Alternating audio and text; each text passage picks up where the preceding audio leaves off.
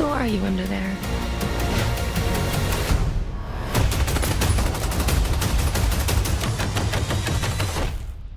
I'm vengeance. Since his debut in Detective Comics all the way back in 1939, the character of Batman has appeared in 16 different movies.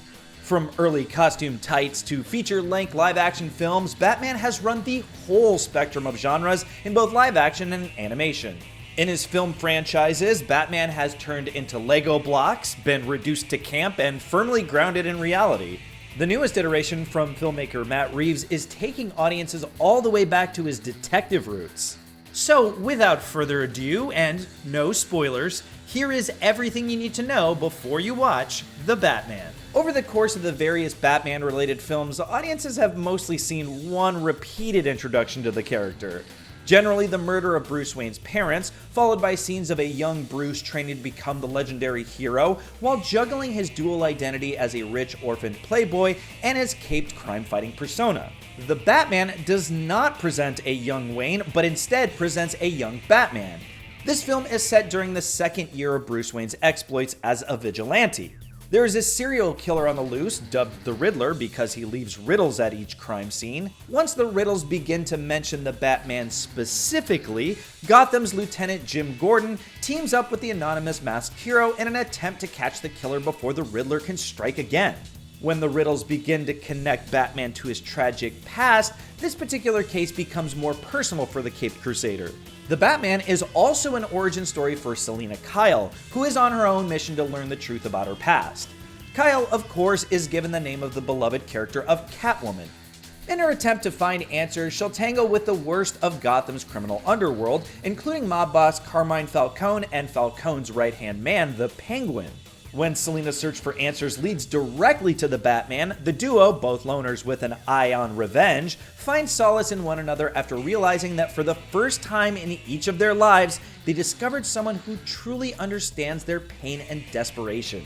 But Batman's entanglements with both Selina and Lieutenant Gordon will also test his fortitude on no guns and no killing. Before getting into some of the comic and film references for Reeves, let's shine the bat signal on Reeves' amazing cast. First, Robert Pattinson takes on the role of Bruce Wayne and slips into the suit and cowl of Batman.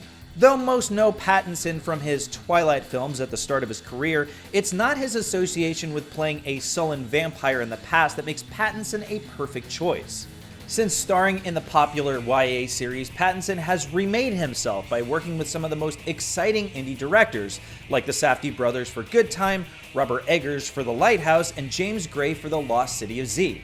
Reeves has matched that combo with his own filmography, with the panic-struck monster movie Cloverfield, followed by Let Me In, the eerie remake of the instant vampire classic Let the Right One In, and the final two films in the grittily rebooted Planet of the Apes trilogy, Dawn of the Planet of the Apes and War for the Planet of the Apes. Joining Pattinson as the franchise mainstays are Jeffrey Wright as Lieutenant Jim Gordon, Planet of the Apes' Andy Serkis as Wayne's butler Alfred Pennyworth, and Zoe Kravitz as Selina Kyle. Kravitz recently told us about her character's pull toward Batman. I think she really wants to be free from her past, I think, in this story. You know, I think she's trying to liberate herself from a lot of trauma and a lot of pain. And, you know, the Catwoman that we know and love, who's really able to relish and enjoy the chaos, she's not quite there yet. I think she really is struck by the connection she has with Batman, because I think both of them are people who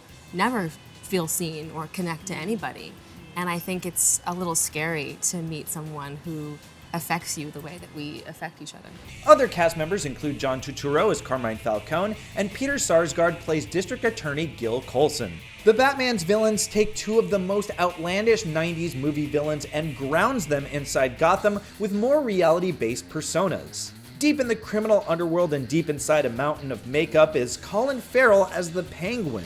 Farrell recently told us about the duality of Reeves' grounded vision and the fun he got to have under the prosthetics. The one thing Matt always wanted to be aware of with this film, and I think it's really, really clear when you see it, is everything is grounded, everything is believable, everything is practically reachable through your understanding as a human being and physically as possible as well.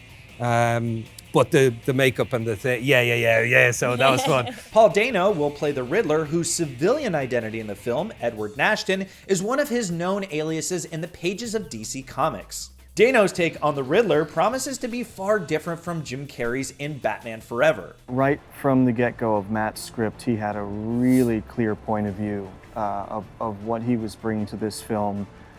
You could see the film as you read it, and something that I was really moved by was that he was exploring the two sides of trauma, maybe. And, you know, the Batman is born of trauma, right? Bruce Wayne losing his parents. And I guess I was really interested also in the mask and the idea that a vigilante in our world, you know, we often can see what we want to see. And even though to a lot of people the Batman stands for good, I can tell you that I as my character, saw him representing exactly what I wanted to, as a great source of inspiration and power. The Riddler serial killer is where Reeves was able to pull in the influences that would return the Batman to his detective roots. From 2020's first trailer unveiling at DC Fandom through every bit of press now, Reeves has emphasized repeatedly that Batman is not an origin film. To start in Batman's second year, Reeves mined numerous sources, both within DC Comics' extensive library, but also some of the best psychological thrillers and crime opuses in film and television. Let's start with DC. Reeves cites The Long Halloween by Jeff Loeb and Tim Sale as a prominent influence for the story. Set after the events of Frank Miller's seminal Batman Year One storyline, The Long Halloween sees Batman attempting to learn the identity of a serial killer. This text also accomplishes a few other things, like chronicling the continuing deterioration of Gotham's organized crime families. But the key to The Long Halloween was Batman encountering a mystery he could not easily crack. Early on, Reeves said he wanted to emphasize Batman as the world's greatest detective, an element of the character generally downplayed in the more action-oriented film cycles made by Zack Snyder and Christopher Nolan, while also playing up the noirish elements inherent in the concept. At a recent Q&A, Reeves said, "From Long Halloween, I was thinking about the Calendar Man and the different sort of killings. And then this idea came to me. I thought we could do a thing where at these crimes, there's correspondence left for the Batman. So the idea that suddenly someone is shining a light on him, and that would be very unsettling to him." Reeves continued at the QA by saying, "I thought about the Zodiac Killer, and I thought about how in this horrific way the Zodiac left all these ciphers and these communications to the police and to the newspaper, and how unsettling that was. And I thought, wow, that actually sounds like a horrifying version of the Riddler because he leaves all these puzzles." While Reeves has brought up Zodiac, fans online have picked up on another David Fincher vibe for the Riddler, noticing a similar visual palette to his earlier fictional serial killer film, Seven. But this should not suggest that the Batman is a straight adaptation of The Long Halloween, as beyond subbing in the Riddler as the serial murderer, someone key to the story is missing from the film: Harvey Dent, who would become Two-Face. In lieu of Harvey, Peter Sarsgaard plays the corrupt district attorney Gil Colson, an original character for the film. Jamie Lawson also plays an original character in the film, Bella Real, who is running for mayor and challenges Bruce Wayne to do more good deeds for the citizens of Gotham. Yep, it looks like Robert Pattinson is in another franchise with a fearless woman named Bella.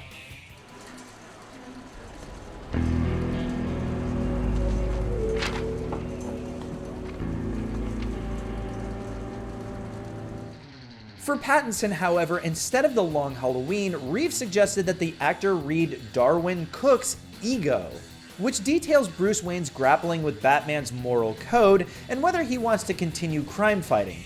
Pattinson told us how he wrestled with that idea. What I got from Ego and from quite a few other comics is he believes it. When he believes it, he puts on the suit, he disappears. And I thought it was interesting to kind of think that Bruce feels, as himself, impotent to help anybody and avenge his parents. He needs to completely embrace his alter ego. And so in our telling of the story, like, Bruce hasn't really got control of his persona as Bruce yet. Like, he's a recluse. Like, he's a recluse, and he's not the kind of playboy that we've seen in other tellings of the story. Like, he's a freak. Nevertheless, the Batman takes the thematic ideas from The Long Halloween and Batman Ego and leaves most of their plots within its pages. Beyond Fincher's Zodiac and Fincher's FBI series Mindhunter, Reeves has also cited the award-winning detective dramas The French Connection and Chinatown as neo-noir influences on the Batman. But let's not get too far removed from the Batman we know and love. Sure, there's a serial killer, a cat burglar, and Gotham politicians and gangsters, but there's also the Batmobile. Forgetting the more outlandish design conventions established in Batman '89, this car is, in fact, a muscle car with some obvious modifications. Longtime readers of the Batman comics may even recognize the broad strokes of the design as the one Batman used throughout most of the 1980s and into the 90s. Despite all the telltale markings of a reboot, the Batman's place in the loose continuity of DC Films' slate is still up for debate. During the early phase of development, Reeves suggested it could take place outside of continuity, like Todd Phillips' Joker, but quickly backpedaled to say it will likely have some ties to the known DC universe, and that there may even be a cameo or two. But then again, the DC universe is a place where world-changing events can create convenient retcons. There will be multiple previous Batman, chiefly Michael Keaton and Ben Affleck in The Flash, for example. As for now, this specific Batman is in his own specific Gotham. What we do know is that Pattinson and Reeves have discussed a trilogy. I've talked to Mert about the idea of doing a trilogy, and that would be wonderful. I mean, I really, really enjoyed the process, and it's such a fun character to play, and yeah, that'd be lovely. The Batman will be released at the beginning of a full 2022 roster for the DC film universe, which includes The Flash, Aquaman and the Lost Kingdom, and Black Adam. We wouldn't put it past Warner Brothers to try and eventually connect them to the Batman, but we won't be disappointed if they remain separate. In the meantime, though, the principal cast is expected to return for at least 2 sequels to the Batman, so strap in for 175 minutes and try to decipher all the clues in the Batman for where Reeves and perhaps DC might be going from March through the rest of the year. For today, now you know everything you need to know before you watch The Batman.